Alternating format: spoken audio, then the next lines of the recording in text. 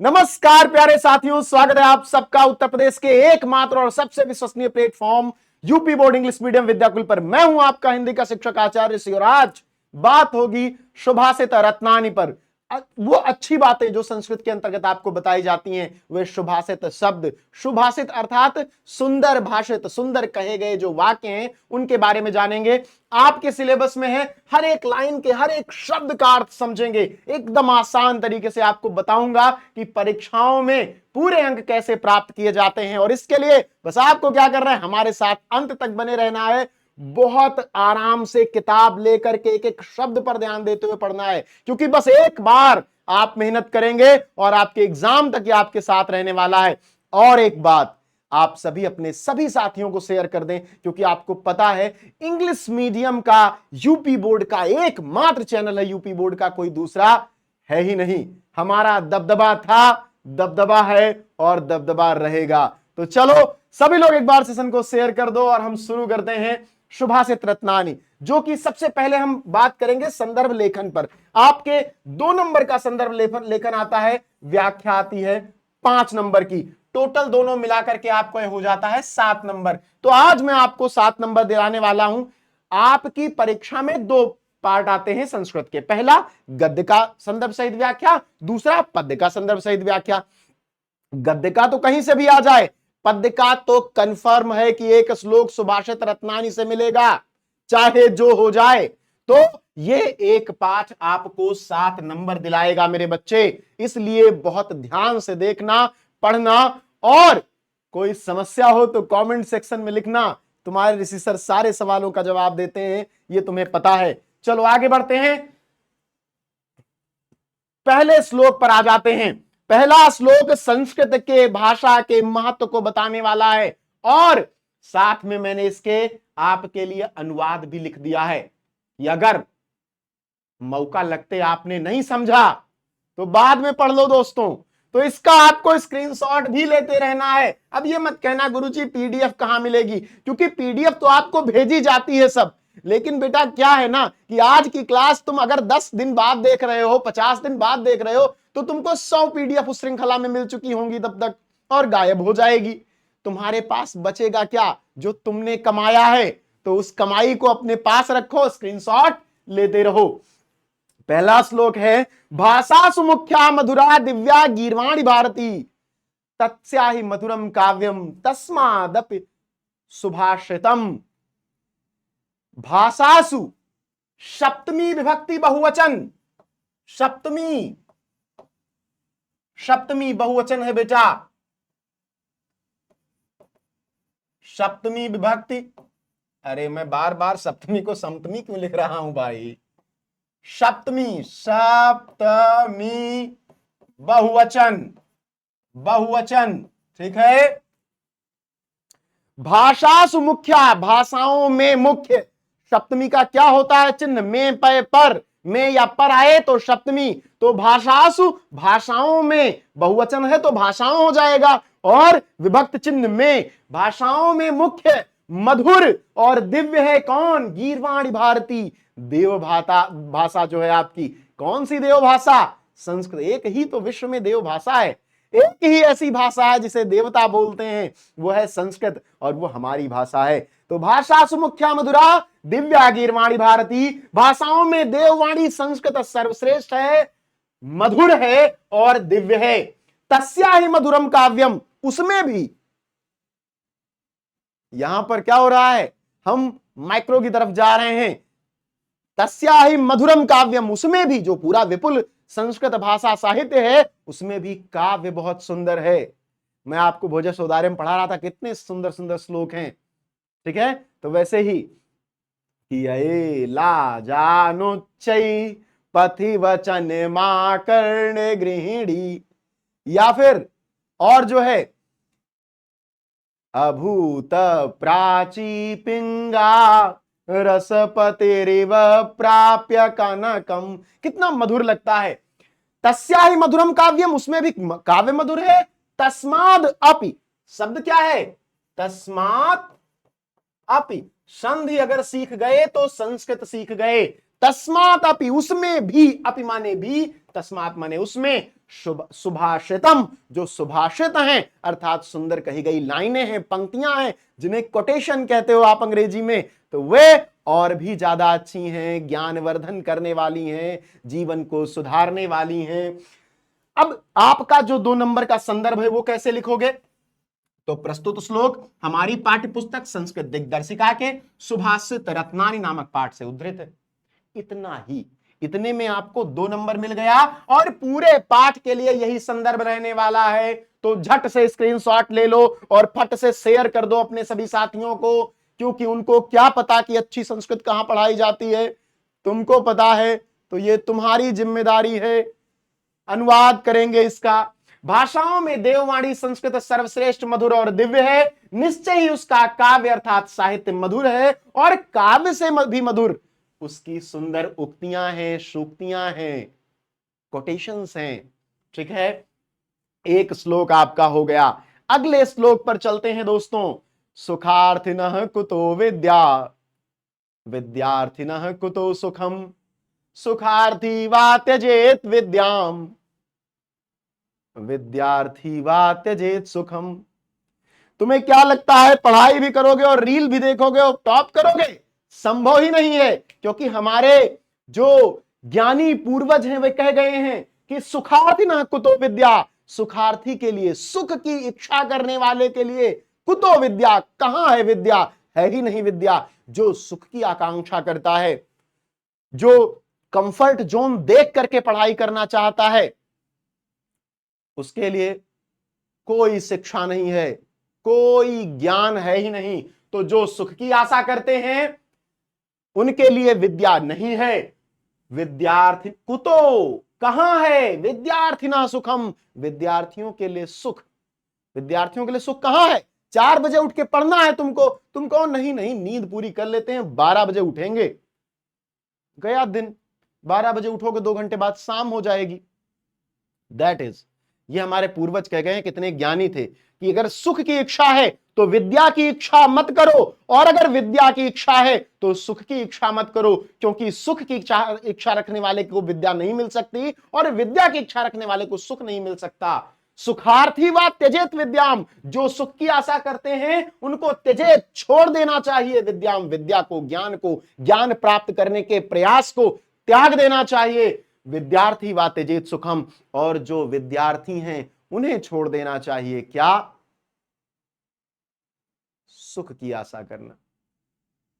सुख चाहने वाले व्यक्ति को विद्या कहां प्राप्त हो सकती है? विद्या चाहने वाले व्यक्ति को सुख कहां प्राप्त हो सकता है? सुख की इच्छा रखने वाले को विद्या प्राप्त करने की इच्छा त्याग देनी चाहिए और विद्या की इच्छा रखने वाले को सुख का त्याग कर देना चाहिए। आप इसका स्क्रीनशॉट ले लो बेटा, और देखो, जब एक क्लास चल रही हो आप हर पेज का स्क्रीनशॉट लो, एक कोई स्कैनर वाला ऐप डाउनलोड कर लो, जाके सब उसमें एक साथ स्कैन करके पीडीएफ बना के तुरंत डंप करो अपने स्टोरेज में कि हमेशा पढ़ सको। दूसरों पर निर्भरता छोड़ो, ज्ञान की प्राप्ति करो, डायरेक्टली सीखो और उतार लो अपने मन में। आगे बढ़ते हैं। जल बिंदु निपातेन क्रमशः पूर्यते घटः, क्या ज्ञान की बात है, इसीलिए इसको कहा गया है क्या? तस्या ही मधुरम काव्यम तस्मादपि सुभाषितम। काव्य मधुर है, काव्य में सुभाषित और ज्यादा मधुर हैं। क्यों? ये आपके ज्ञानवर्धन, आपके संघर्ष को और ज्यादा महत्व देते हैं और ज्यादा आगे बढ़ाने की सत प्रेरणा देते हैं। इसलिए जल बिंदु निपातेन क्रमशः पूर्यते घटः, जल बिंदु निपातेन, जल बिंदुओं के गिरने से, कैसे? क्रमशः, जल बिंदुओं के लगातार गिरने से, पूर्यते, भर जाता है क्या? घड़ा, घड़ा नहीं घटा। एक कहानी है कि कालिदास का विवाह हुआ तो मूर्खतापूर्ण विद्वानों ने विवाह करा दिया था। तो अपनी पत्नी के साथ छत पे घूम रहे थे, ऊंट जा रहे थे, तो उन्होंने कहा ऊंटा ऊंटा, उष्ट्रा कहना चाहिए था, तो उन्होंने कहा ऊंटा ऊंटा, तो वैसे मैं घड़ा कह रहा हूं। जल बिंदु निपातेन क्रमशः पूर्यते घड़ा। अगर विद्योत्तमा मेरे साथ होती तो मुझे भी लात मार देती, छत से नीचे गिरा देती, लेकिन मैं भी कालिदास बन जाता। दोस्तों, यही तो प्रॉफिट है। आप नुकसान को नुकसान की तरह देखते हो। प्रकृति आपके फायदे के लिए, उसके अंदर आपके लिए इल इंटेंशंस नहीं है, वो आपको ग्रोथ पर देखना चाहती है, क्योंकि इसी निमित्त आपको पैदा किया गया है। जल बिंदु निपातेन क्रमशः पूर्यते घटः, जल बिंदुओं के गिरने से क्रमशः घड़ा भर जाता है, जल बिंदुओं के लगातार गिरने से घड़ा भर जाता है। सहेतु, यही हेतु है, यही उपाय है, यही प्रक्रिया है सर्व विद्यानाम, सभी प्रकार की विद्याओं को प्राप्त करने का, धर्मस्य का, धर्म धार्मिक बनने का, धर्म का चरित्र अपनाने का, च धनस धर्मस्य च धनस्य च, और धर्म का और धन का। सहेतु, यही प्रक्रिया है सर्व विद्यानाम, सभी विद्याओं को प्राप्त करने की और धार्मिक प्रक्रियाओं में शामिल होने की, उसको आत्मसात करने की और धन प्राप्त करने की। क्रमशः आपको कार्य करना पड़ता है। लगातार 4-4 घंटे पढ़ोगे तो एक दिन सफल हो जाओगे। एक दिन 4 घंटे पढ़ोगे कूद के, 4 दिन बाद फिर 4 घंटे पढ़ोगे, कुछ नहीं होगा। क्रम बनाना पड़ेगा। ऐसे ही आज गए, धर्म का नाम ले लिए, आज अच्छा काम कर दिए, 4 दिन चोरी चकारी किए, फिर एक दिन अच्छा काम कर दिए, तो आप धार्मिक नैतिक नहीं कहे जाएंगे। आपको रोज अपने आचरणों को व्यवस्थित करना होगा। दोस्तों ध्यान रहे, धनस्य च, और धन, और धन, धन भी एक दिन कमा लिए, 4 दिन उड़ाए, फिर कमा लिए तो नहीं बचेगा। रोज कमाओ, रोज उड़ाओ, लेकिन रोज कमाओ, ठीक है। बूंद बूंद जल गिरने से घड़ा भर जाता है, यही सभी विद्याओं, धर्म तथा धन प्राप्त करने का माध्यम है। यहां कहने का तात्पर्य है कि विद्या, धर्म, धन की प्राप्ति के लिए उद्यम के साथ साथ धैर्य का होना भी आवश्यक है, क्योंकि इन तीनों का संचय धीरे धीरे होता है। अगला क्या है? अगला है काव्य शास्त्र विनोदेन कालो गच्छति धीमताम। काव्य शास्त्र विनोदेन, काव्य शास्त्रों के विनोद से बुद्धिमान लोगों का समय कैसे कटता है? काव्य शास्त्र के विनोद से वे चर्चाएं करते हैं, विभिन्न विषयों पर चर्चाएं करते हैं, विभिन्न मुद्दों पर चर्चाएं करते हैं, और इस तरह वो अपना समय काटते हैं। काव्य शास्त्र विनोदेन, काव्य एवं शास्त्र की चर्चा का आनंद उठाते हुए कालो गच्छति, समय जाता है, धीमताम, विद्वानों का, व्यसनेन च मूर्खाणाम, और मूर्खों का समय कैसे जाता है? नशा करने से। मूर्खों का समय नशा करने से जाता है दोस्तों, और सोने से, और कलहेन व झगड़ा करने से। मूर्खों का समय कैसे जाता है? नशा करेंगे, सोएंगे, झगड़ा करेंगे, नशा करेंगे, सो जाएंगे, उठेंगे, झगड़ा करेंगे, फिर नशा करेंगे, सो जाएंगे, उठेंगे, झगड़ा करेंगे। ये मूर्खों का समय है। और काव्य शास्त्र विनोदेन कालो गच्छति धीमताम, विद्वानों का समय काव्य और शास्त्रों पर चर्चा करते हुए। काव्य शास्त्र क्या है? दर्शन पर चर्चा, साहित्य पर चर्चा, विज्ञान पर चर्चा, ब्लैक होल पर चर्चा हो गई दोस्तों, हो गई, ठीक है। लेकिन आप देखोगे कि जो मूर्ख हैं वो नशा करते हैं, सो जाते हैं, फिर उठते हैं, फिर नशा करते हैं, फिर सो जाते हैं।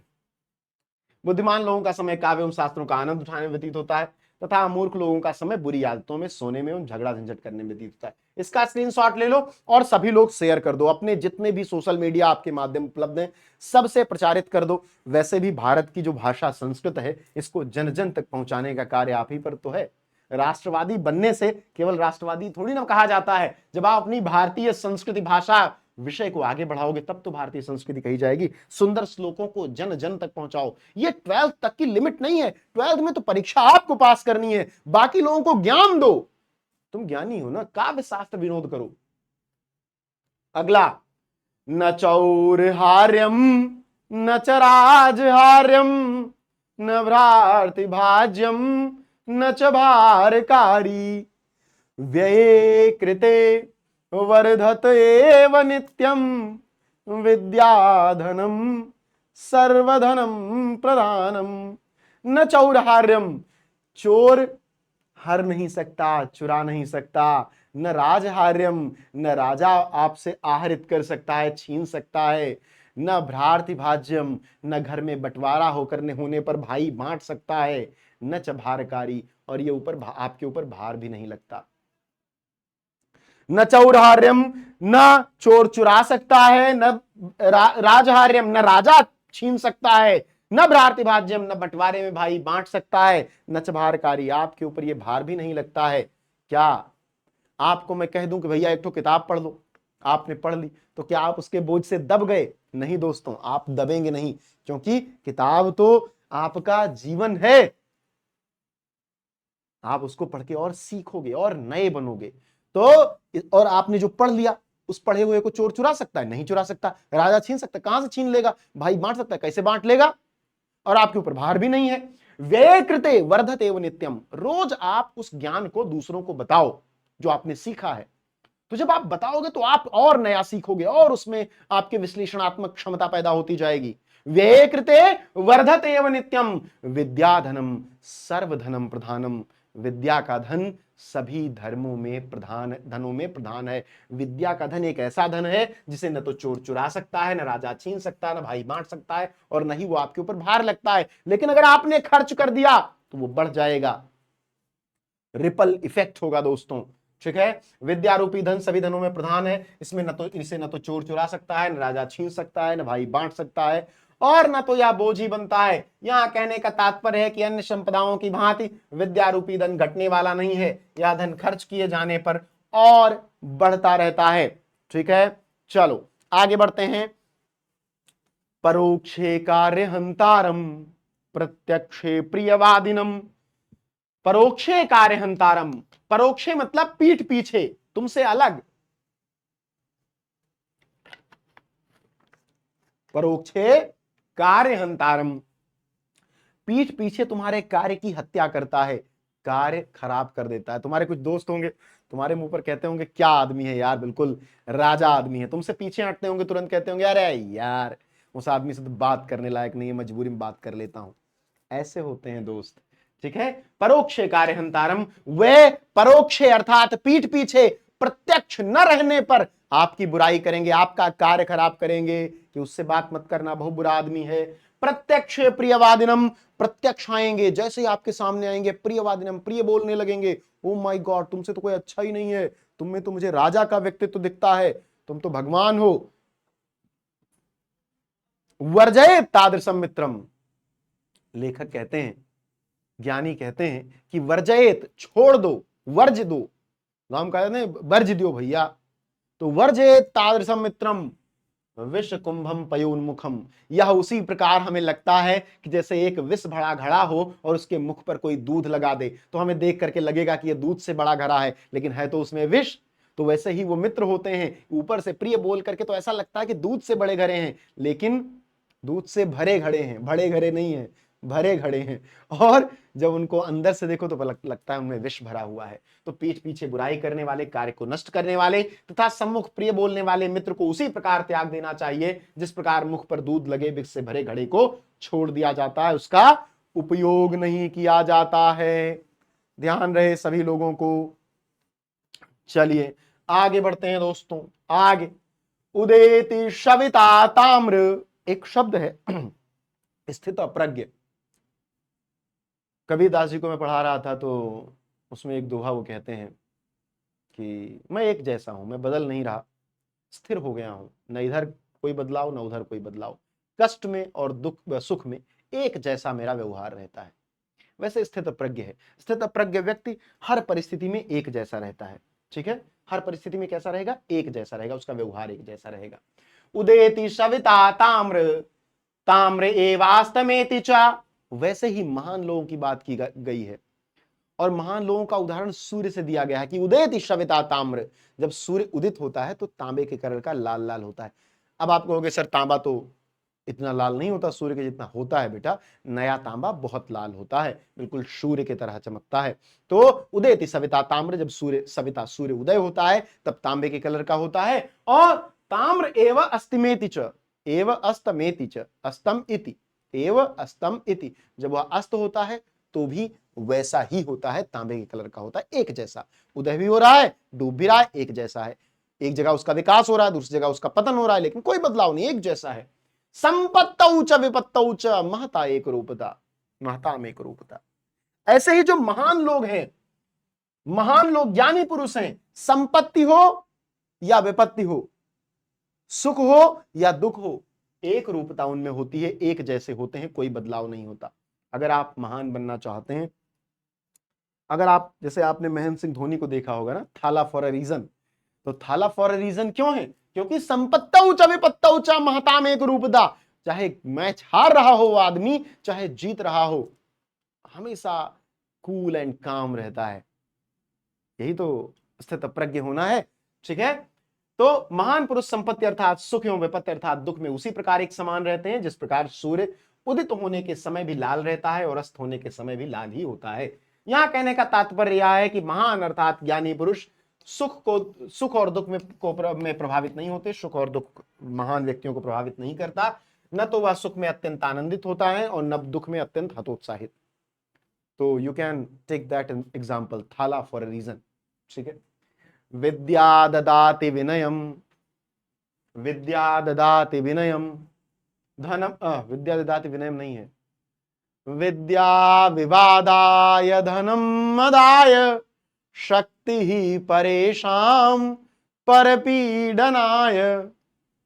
विद्या विवादाय, कुछ लोग होते हैं ज्ञान प्राप्त कर लेते हैं तो आलोचक बन जाते हैं, कविताओं की आलोचना करने लगते हैं, मेरे जैसे लोग। ठीक है। विद्या विवादाय, वो विज्ञान प्राप्त करते तो विवाद करते हैं कि तुमको आता है कि नहीं आता। धनम मदाय, और धन प्राप्त कर लेते हैं तो घमंड दिखाते हैं कि मेरे पास बाहुबल है। शक्ति परेशान परपीडनाय, परेशान परपीडनाय, दूसरों को पीड़ित करने के लिए, दूसरों को परेशान करने के लिए क्या? शक्ति ही। यदि उन्हें शक्ति प्राप्त हो जाए तो दूसरों को परेशान करते हैं। विद्या विवादाय धनम मदाय शक्ति ही परेशान परपीडनाय।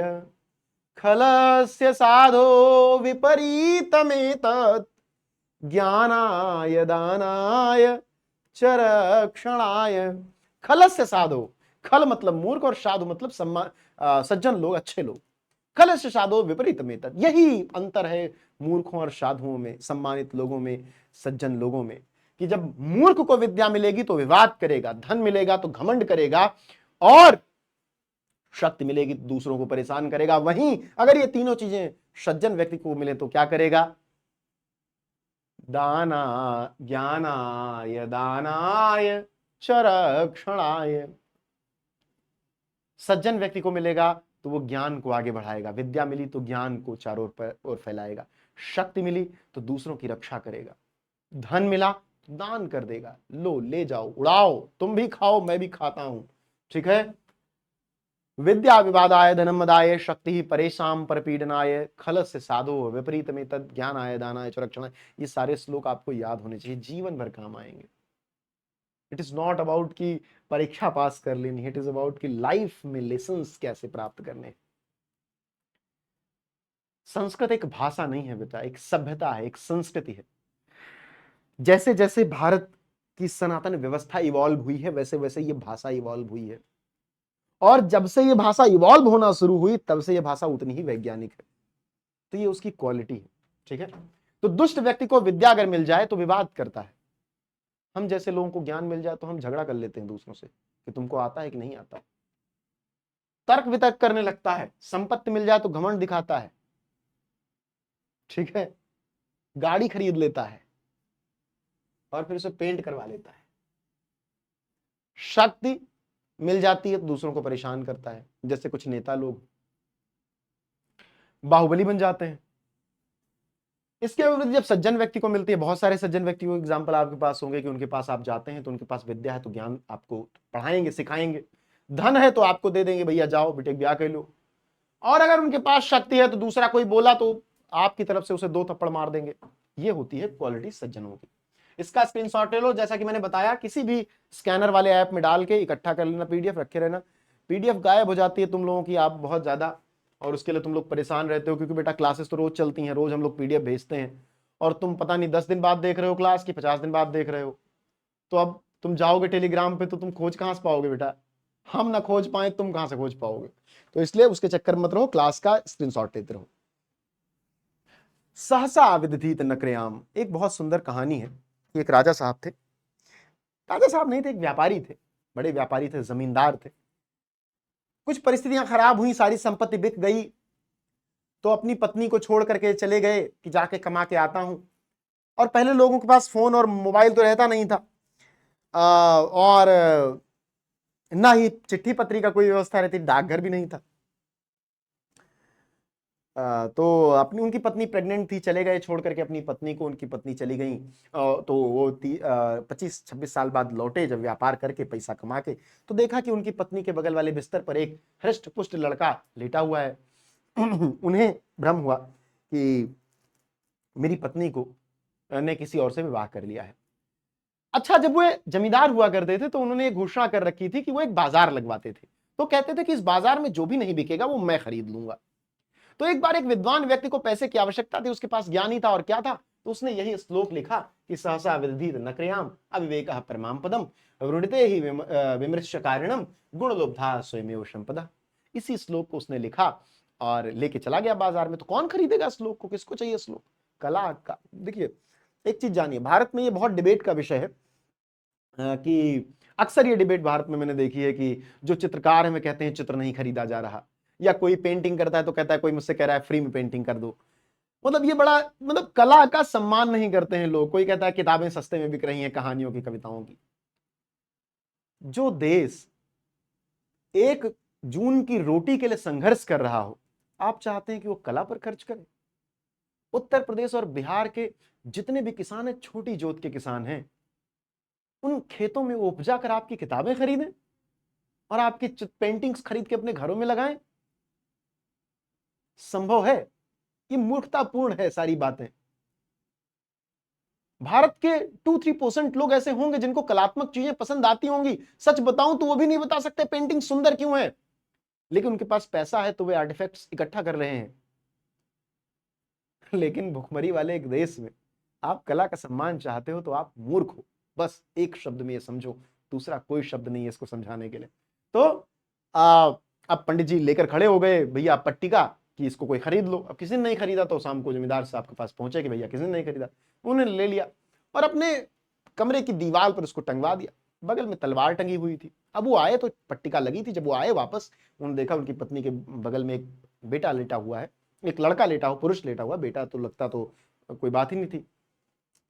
तो उन्होंने जल्दी से उस तलवार को निकाला कि मार ही दूंगा कुछ भी हो जाए। और जब तलवार को जल्दबाजी में निकाल रहे थे तो वो पट्टिका जो लगी हुई थी टूट के गिर गई। और उन्होंने पढ़ा, सहसा विदधीत न क्रियात्, बिना सोचे विचारे कोई भी कार्य नहीं करना चाहिए। अविवेकः परमाम पदम, अज्ञान घोर संकट का स्थान है। अज्ञानता से घोर संकट उत्पन्न हो सकता है। राजा साहब रुक गए। वृणीते ही विमर्श कारणम गुण लुब्धा स्वयमेव, विचार करने वाले व्यक्ति का गुणों की लोभी अर्थात गुणों पर रीझने वाली संपत्तियां भी अगर विचार पूर्वक कोई कार्य करे तो उसको हर प्रकार से लाभ मिलता है। अर्थात ठीक प्रकार से विचार कर किया गया कार्य ही सफलीभूत होता है। अति शीघ्रता से बिना विचारी किए गए कार्य का परिणाम हमेशा अहितकर होता है। जब राजा साहब ने इसको देखा तो घबराए कि मैं क्या करने जा रहा था। तो उन्होंने अपनी पत्नी को जगाया और जैसे ही पत्नी उठी, पत्नी ने पैर छुआ और तुरंत बेटे को जगाया कि देखो तुम्हारे पिताजी आए हैं। अब तो भाई साहब उनको काटो तो खून नहीं, कि मतलब अपने बेटे को ही मारने जा रहा था, बताओ। तो इस श्लोक ने उनको बचा लिया। शायद बाद में पंडित जी को बुलाया हो, सम्मानित किया हो, ये कहानी मुझ तक नहीं पहुंची, लेकिन यहां तक बात थी। अगला क्या है? वज्राद अपि कठोराणी, वज्राद अपि, वज्र के समान कठोर, मृदूनि कुसुमादपि, और कोमल किसके समान, मृदु किसके समान, कुसुमादपि, फूल के समान कोमल, लोकोत्तराणाम चेतांसी को न विद्यातुमर्हति, लोकोत्तराणाम चेतांसी को न विद्यातुमर्हति। तेजस्वी जो लोग होते हैं, जो महान लोग होते हैं, उनका जो मन है वो कभी कठोर हो जाता है, कभी कोमल हो जाता है। कौन जान पाया है भैया? कौन जान सकता है उनके मन को, उनके चित्त को कौन जान रहा है? चेतान से कौन चित्त को जान पाया है? उनका चित्त विज्ञ ही नहीं है, जानने योग्य नहीं है। आप पर कब खुश हो जाए, कब क्रोधित हो जाए, कौन जानता है। स्क्रीनशॉट ले लो, इसका स्क्रीनशॉट ले लो और बेटा सेशन को शेयर करते रहो। सभी लोग अपने सभी साथियों के साथ जो भी हिंदी पढ़ना चाहते हैं और अच्छी संस्कृत पढ़ना चाहते हैं। बाकी उल्टा सीधा ज्ञान तो सब दे रहे हैं। कामान दुग्धे विप्रकर्षत्य लक्ष्मीं कीर्तिं सुते दुष्कृत्यं याहिनस्ति शुद्धां शांतां मातरं मंगलानां धेनुं धीरा सुनृतां वाचमाहुः, सुनृतां वाचमाहुः। कामान दुग्धे विप्रकर्षत्य लक्ष्मीं कीर्तिं सुते दुष्कृतं याहिनस्ति।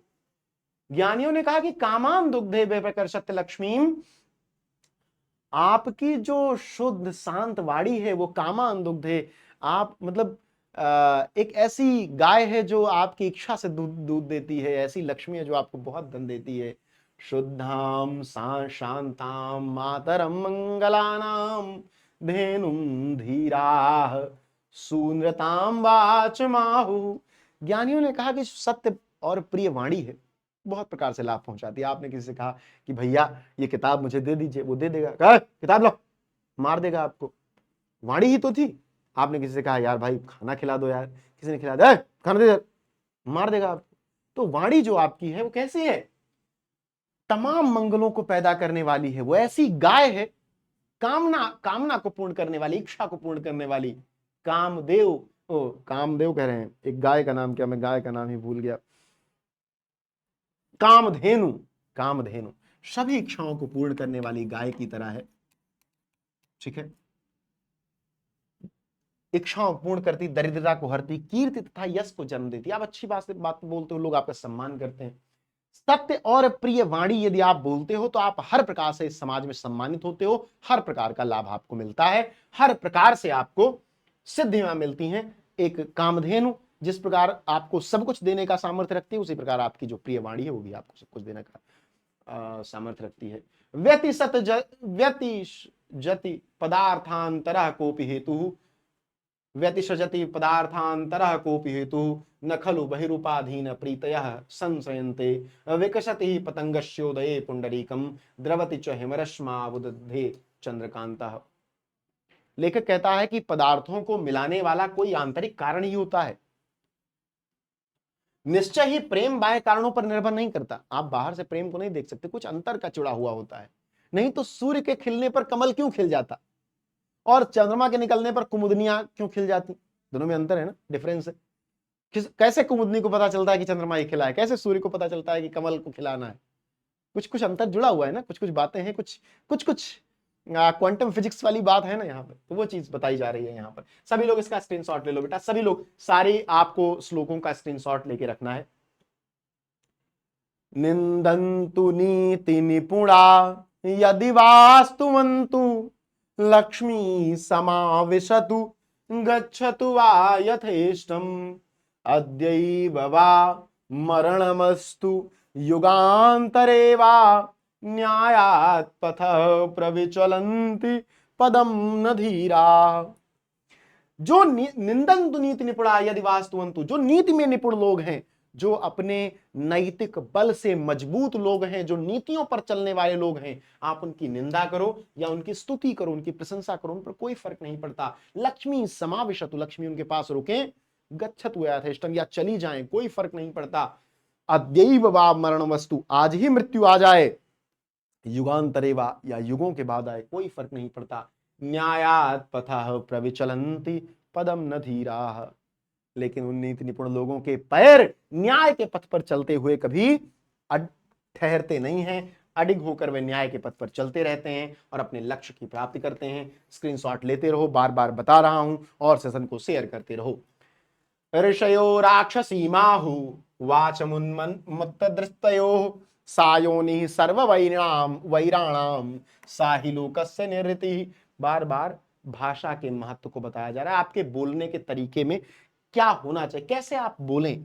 तो ऋषयो राक्षसी माहु, ऋषियों ने राक्षसी माहु वाचमुन्मत्त दृप्तयो, अगर आपकी भाषा राक्षसी जैसी है, अहंकारी है, ठीक है, अगर राक्षसी वाणी है, अहंकारी वाणी है, उन्मत्त वाणी है, लोगों को उकसाने वाली वाणी है, सा योनि है सर्व वैराणाम, वह योनि है, वह पैदा करने वाली है सर्व वैराणाम, सभी प्रकार के बैरियों को, सभी प्रकार के बुराइयों को, सभी प्रकार के झगड़ों को पैदा करने वाली है। सा ही लोकस्य निरृति, और यही संसार के सारे विपत्तियों का कारण है। इस दुनिया में यदि लोगों की भाषाएं सुधर जाएं, न्यूज चैनल्स पे क्या हो रहा है देख रहे हो आप, नेता किस तरह से अपने विचारों को रख रहे हैं देख रहे हो आप, अगर ये बातें सुधर जाएं तो कितना लाभ हो जाएगा। सब प्यार से बोलेंगे तो झगड़ा ही नहीं होगा। इसका स्क्रीनशॉट ले लो, और ये आपके सभी सुभाषित रत्नानी के सारे श्लोक आपके पूरे हो गए। हमने पढ़ा सुभाषित रत्नानी, हमने सीखा संदर्भ लिखना, हमने सीखी व्याख्या लिखना, सारे एक एक श्लोक की आपको मैंने व्याख्या बता दी। तो सभी लोग कमेंट सेक्शन में बताओ कि क्लास कैसे लगी। साथ ही इस सेशन को शेयर कर दो अपने साथियों के साथ, और जुड़े रहो हमारे साथ। आपको हर एक सब्जेक्ट की हर एक क्लास टाइम पर मिल रही है, और आपको यूपी बोर्ड का सबसे विश्वसनीय और एकमात्र प्लेटफॉर्म बढ़ाने में जो सहयोग करना है वो आपको करना पड़ेगा। तो सेशन को शेयर करते रहना है। धन्यवाद।